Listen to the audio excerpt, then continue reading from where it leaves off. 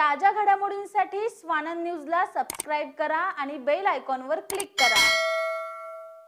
कल्याण पश्चिमेतील फडके मैदाना शेजारी अग्निशमन दलाच्या इमारतीला लागूनच सुमारे 18 कोटी रुपये खर्च करून बांधलेल्या 3 मजली इमारतीमध्ये क प्रभाग कार्यालय आणि इतर विभाग नियोजित असून ही इमारत नियोजनाअभावी धूळ खात पडून असून इमारतीच्या मजल्यावरील रूममध्ये पॅसेजमध्ये आवारात कचऱ्याचं साम्राज्य पसरलं असल्याचा प्रकार शिवसेना शिंदे गटाचे उपशहर प्रमुख तथा माजी नगरसेवक मोहन उगले यांनी निदर्शनास आणलाय।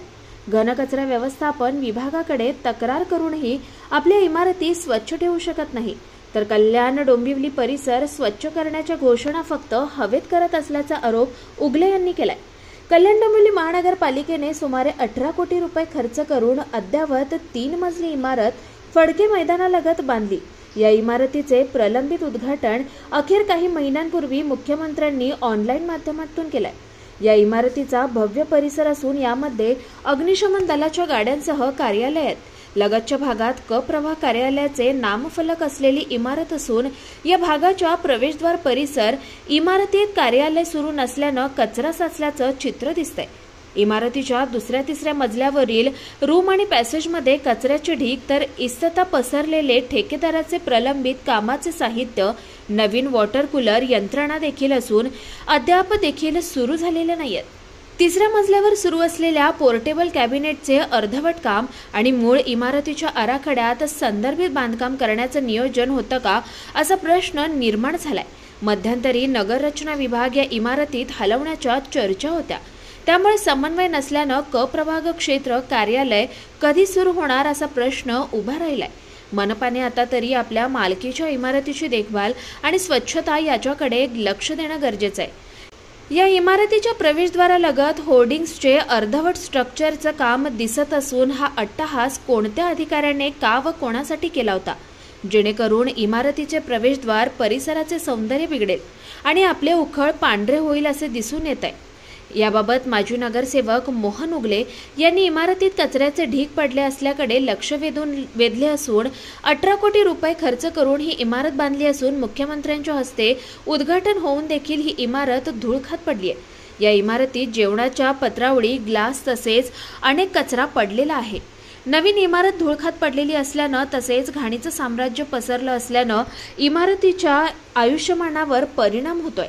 अधिकाऱ्यांकडे तक्रार करून देखील याकडे दुर्लक्ष होत असल्याचं उगले यांनी सांगितलंय। आज कल्याण डोंबिवली महापालिकेचे अग्निशमन केंद्र आहे, त्या ठिकाणी हे क प्रभाग क्षेत्राची इमारत आहे। या इमारतीची सध्या आपण परिस्थिती पाहिली तर एक भंगार साम्राज्य आणि कचरा साम्राज्य असे या ठिकाणची वास्तव आहे। गेले 18 कोटी रुपये खर्चून ही वास्तू बांधलेली आहे आणि या ठिकाणी आपण पाहतोय की एवढ्या मोठ्या प्रमाणात कचरा साचलेला आहे। जेवणाची ताटं आहेत, जेवणाचे ग्लास आहेत आणि टेरेस बघितलं तर सर्व कचराच कचरा आहे। तशाच प्रकारे काय खालच्या पहिल्या माळ्यावर सुद्धा असा कचरा आहे आणि माननीय उपायुक्त घनकचरा यांना वारंवार मी सांगितलेलं आहे की या ठिकाणी मोठ्या प्रमाणात आपल्या वास्तूची नासधूस होते आणि कचरा पडलेला आहे, परंतु त्यांना ते बघण्यास वेळ नाही। अशा प्रकारचे जर का अधिकारी येतात आणि एसी केबिनमधून खुर्च्या उभं होतात तर ही जी परिस्थिती आहे, ही जर का परिस्थिती हे लोक निर्माण करत असतील तर याची मानसिकता किती खालच्या थराची याच्यावर दिसून येते।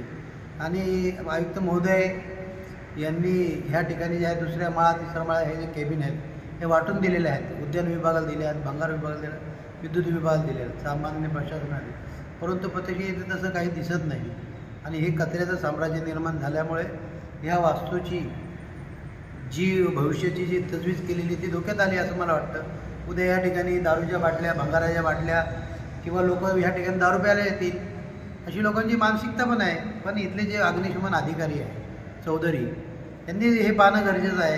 हे तर कधी बघत नाही। तुम्ही खालनं एंट्री जर केलात सर्व घाण आणि घाणीचंच साम्राज्य आहे। या ठिकाणी फक्त बिल्डरना NOC दिल्या जातात, ते NOC देण्यासाठी या ठिकाणी एक कार्यालय उभारलं आहे का असं मला स्वतः वैयक्तिक मत आहे। कुणाल म्हात्रे, स्वानंद मीडिया, कल्याण।